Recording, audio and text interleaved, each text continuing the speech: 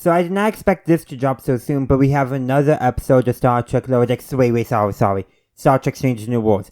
This is a longer awaited crossover episode, and it actually dropped early, though it's taken me about 2 days to get my review out, but that's only because I've been busy. But anyhow, the episode being Season 2, Episode 7, Those Old Scientists. So, the first thing that I think a lot of us might have been wondering is, how are they going to handle a crossover between live action and animation? Those two are very different mediums. And well, I liked how they did it. The episode opened up on board the Cerritos in the Lower Decks animation style. And then our Cerritos crew go down and to basically do a survey of a old artifact that was on the planet that Pike's Enterprise had previously visited as well. And of course, they do get into a little debate on was it Starfleet and Pike's Enterprise or was it an Orion scientist who discovered it. And that's actually a common theme they've been talking about a lot in Lower Decks, is not all Orions are pirates. So that comes up, and Tindy insists that the Orions discovered it, not Starfleet. But anyhow, the portal gets activated, and Boimler gets sent to the past to Pike's era, and he lands on the planet, and, well, guess who he gets to see? Pike, Spock, and I believe Lon as well. And his first comment is, "Wow, you look realistic." I'm paraphrasing slightly, but that is actually kind of the message of the episode. The episode very much deals with, basically, the people that Boimler admires, and eventually Milner comes through the port as well, trying to rescue him. But they basically are dealing with the fact that their heroes, the people they look up to in the past, their major historical figures, are real people, not paragons, not static symbols. People with their own personal lives, with personality quirks that they are not always aware of. Like, literally, there's a point where Boimler thinks he literally broke Spock broke Spock and had changed the timeline, but then he finds out that from this chapter that Spock has been experimenting with his more human emotions from before he even arrived, and so that does put Boimler a bit at ease. But at the same time, he's like, does kind of makes him a little bit nervous about the timeline too, because he's only familiar with the stoic Spock, the all Vulcan acting Spock. And that's the Spock we're mostly familiar with.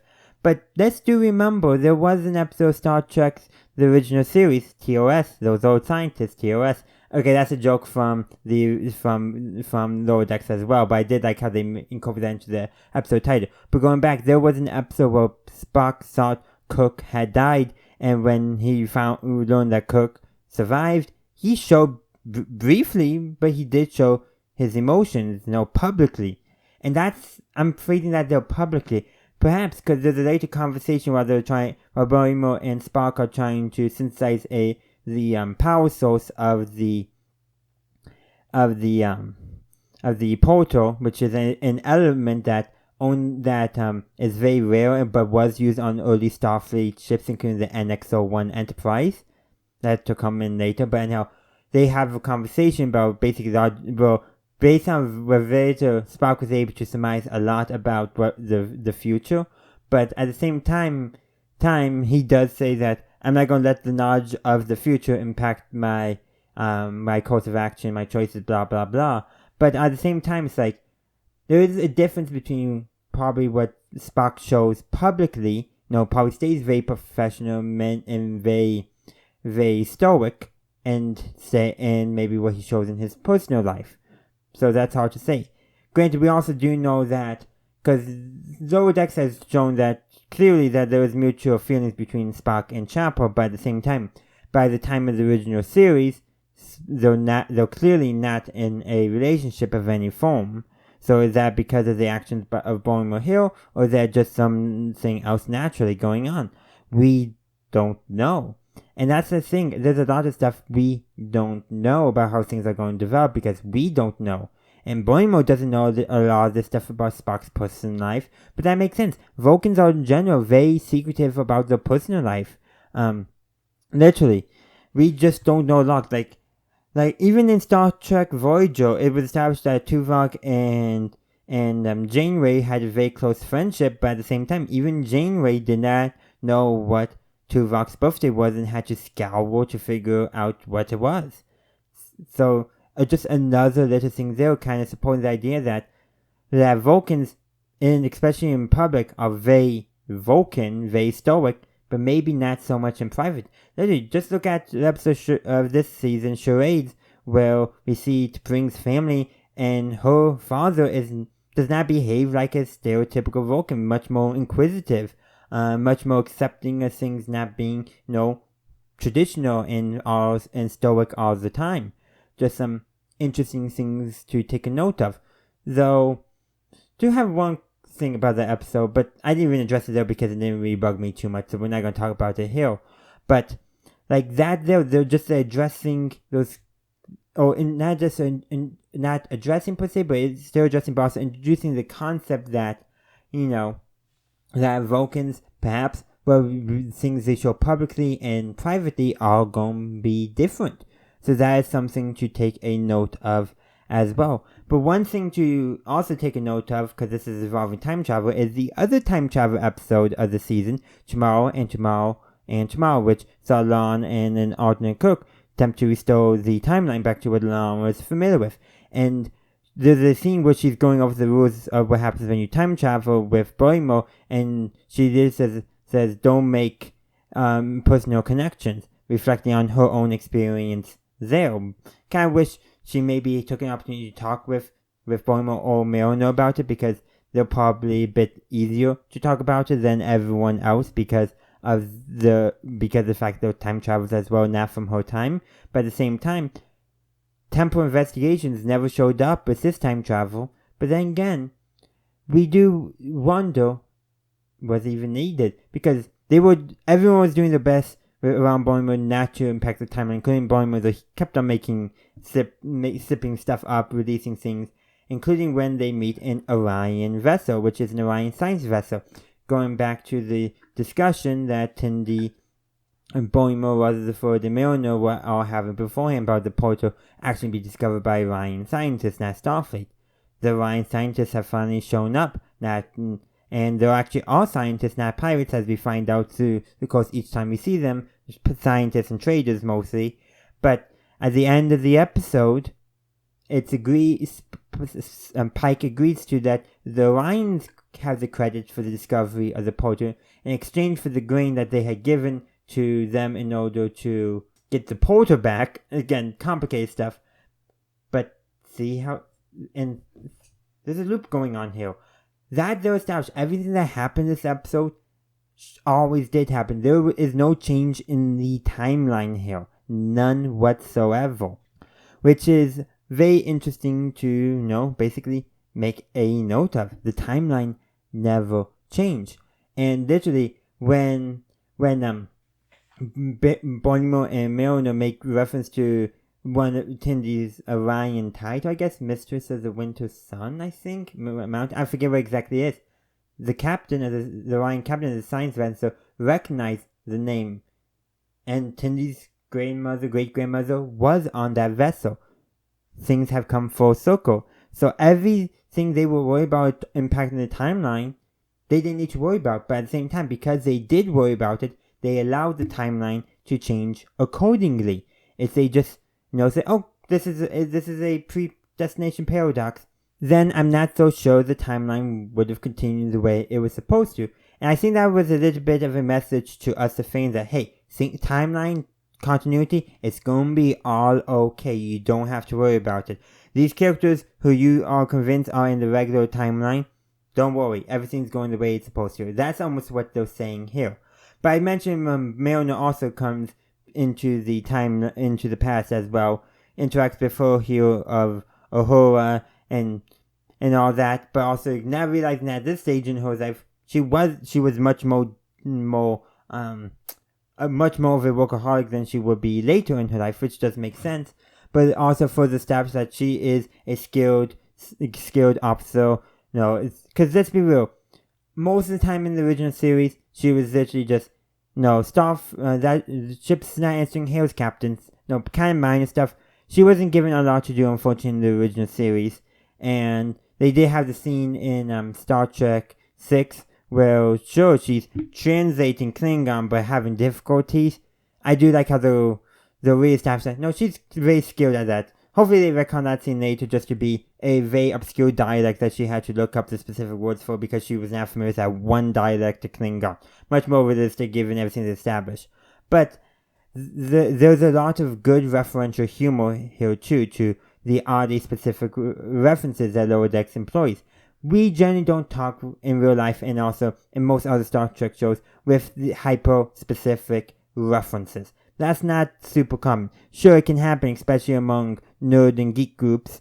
It can happen in those hyper-focused communities when especially when they're talking about the subjects they adore, but it's not going to happen all the time. So I do like they referenced it, but at the same time, they did tone it down, I think, from a little bit from Lower Decks, but also by having it established as something that the Pike's Enterprise crew is picking up on, they established that this is something that maybe is not normal. I'm speculating that it's not normal for the flagships. Those crews maybe tend to act a little more professional, so drop a lot of references. But navies, like Starfleet is basically a space navy, are highly focused on tradition.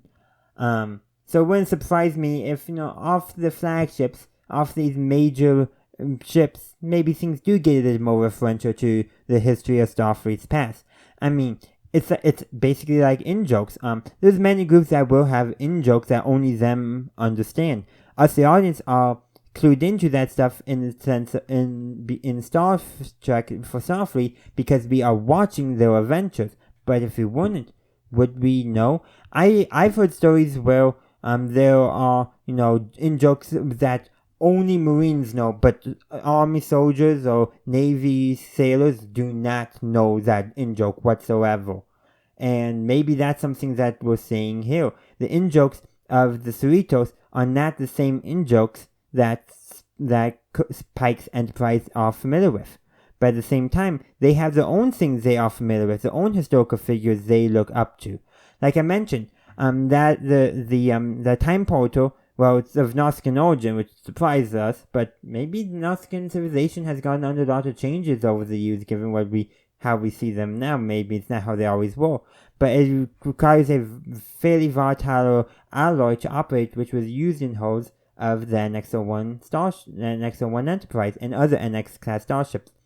And of course, okay, they didn't go steal a piece of the Enterprise, probably good because they actually saw the Enterprise in the Broken Circle, but on board Pike's Enterprise is a piece of the NX-01, which is actually a real tradition where ships of the same namesake will be built with a component with a piece of the previous ship.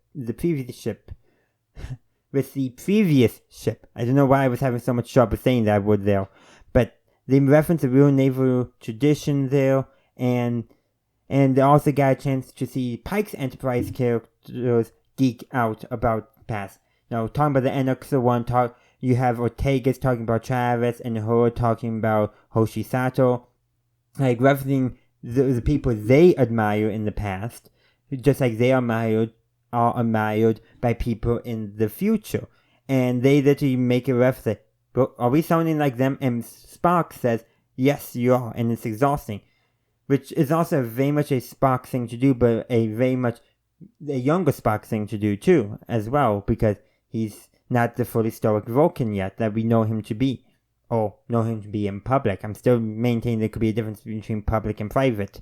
But that, though, very much does establish something that goes back to the beginning of the episode when Boimler first appears, where he mentions they're so realistic. They're realistic because they are real people. They're not cartoons, they're not paragons of virtue, they're not static symbols. They are real people with personalities, character flaws, character quirks, all that stuff. Stuff that's not always incorporated into the historical record. Like literally, it's revealed that Una is the literal poster child of Starfleet, with Ad Astra per Espera in her picture being on the recruitment poster for Starfleet, as revealed in this episode. Though, at first she thinks it's a pinup poster, not a recruitment poster. But knowing Boimler, and knowing Mariner makes sense that she leaves that part out at first. But it's like, yeah, it does make sense. It also shows that Mariner is very well reverse in Starfleet regulations, but generally prefers the ones that allow her to slack off. But which she uses to force her to take a break, which leads to one introducing them to a Orion beverage, alcoholic drink that she makes with a substitute, but they later drink with actual Orion drink because of everything going on with the Orion scientists, which is actually how we end the episode with animated Strange New Worlds characters, and they notice a difference and think they're drunk, which is a hilarious way of doing that. But they're all connected though. But that's how they figure out it was Noskin, because by talking with the symbol was shown to Ortegas, which he recognizes from a Dumb Jot set that was a very old Noskin set. Like, would that have happened if Milner never used Starfleet regulations to get her to take a break, but not really take a break? See what I'm saying? Those little things there shows us a lot about the characters, both in Strange New Worlds, but also in Lower Decks, and shows them being real people who maybe suffer from working too much and do need to take more of a break. And should we even talk about the main thing with Pike? So Pike basically is not being Pike, but there's a moment where Boimler reveals that Pike's birthday is coming up, that it's a major holiday in the future. They don't address that too much, but it does make sense given everything we know about Pike, the fact that they actually make also a medal named after him as well in the future Starfleet. But there's a scene basically after Boimler and Milner attempt to steal a shuttle, basically, and they're caught by Lon. Like, yep, definitely don't mess with them. With Lon, she's a very good security officer. But Pike literally also, after that, dresses him down, but also tells him, I hear you getting the crew to plan me a surprise party. Please don't. And then they're trying because they know what's going to happen to him just like he knows, but they don't know that he knows his fate. Well, I don't know if he knows about what's going to happen when Spock steals the Enterprise to bring him back to the planet in the episode The Cage. Was it the Menagerie? No, The Cage was... Okay, I'm getting the two episodes mixed up, but that's not the point. From the original pilot, and the only two parts of the original series. Like, he may not know that, but he does know about the accident and him being confined to a wheelchair. But that might be all Milner and Boimler know as well. But regardless, they're kind of dancing around the issue like, well, what if something happens and you don't get to spend time with the people who care about you, blah, blah, blah. And and he basically says, I know what's going on. And they can't pick up well, he knows. And so that kind of surprises them a little bit. But at the same time, he kind of reflects from that by saying, that birthday for him he was going to be 1 year older than his father was when his father passed. And he never got a chance to repair the relationship with his father, which I believe is actually echoing a little bit with Cook and his father in the Kelvin timeline. But we're not talking about the Kelvin timeline, we're talking about this episode. But the thing to really take a note of here is basically he does allow that birthday party to continue and cancels the opportunity he was going to take, basically a fishing trip where he was just going to drink some whiskey and toast to his father, which, he can do anytime, but at the same time it's maybe he should let his crew celebrate him. They admire him, they appreciate him after all. And that's how we also get an animated scene in the Orion beverage that makes them notice they're being animated and think it's them being drunk. I did like that. That was a good little joke there. But yeah, I think I covered all the major plot points of this episode. But I'll say this one last time in summary. This episode very much, sure, it's a fun romp with lots of good reference humor, but I think it's really saying a lot about the nature of our heroes. That line from Boimler where he commented on them being realistic, i.e. not being animated in the self-referential humor of Lower Decks, but also in the sense of the real people. Sure, he doesn't realize that when he says it, but that is literally what he learns. The real people, they're not basically static images that he associates with them. A lot of times, we put in real life historical figures on pedestals. We also put fictional characters on pedestals, but for this metaphor to work, Pike's Enterprise are all historical figures to the people of the crew of Lower Decks. It makes sense that those are historical figures. They know their accomplishments. They know what they look like. They know some of the personality, but how well do they really know them as people who have their faults, who have their quirks? Probably not so well. And that's what they learn. Real life. We put so many people in history on a pedestal. Let's just take presidents in the United States. Very easy to talk about because there's so many of them.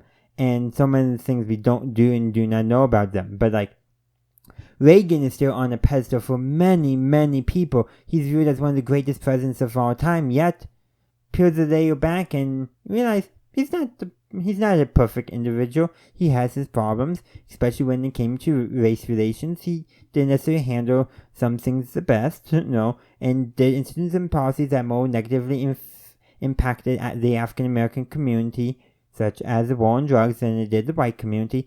Like, yeah, he doesn't have an unblemished image. He has problems. Or let's take, a president so many Americans despise, especially those who agree that the South should not have seceded and should not have fought to preserve slavery.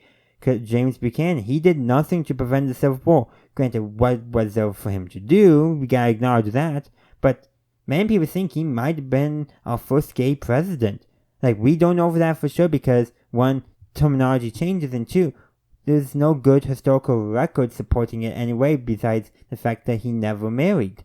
And a few other odd things there, but nothing conclusive. Like, if we had a time machine and went back, would some of our popular perceptions or just individual perceptions of James Buchanan change? Or Lincoln? Like, there's a big debate on Lincoln in regarding what he actually saw about things like equal rights.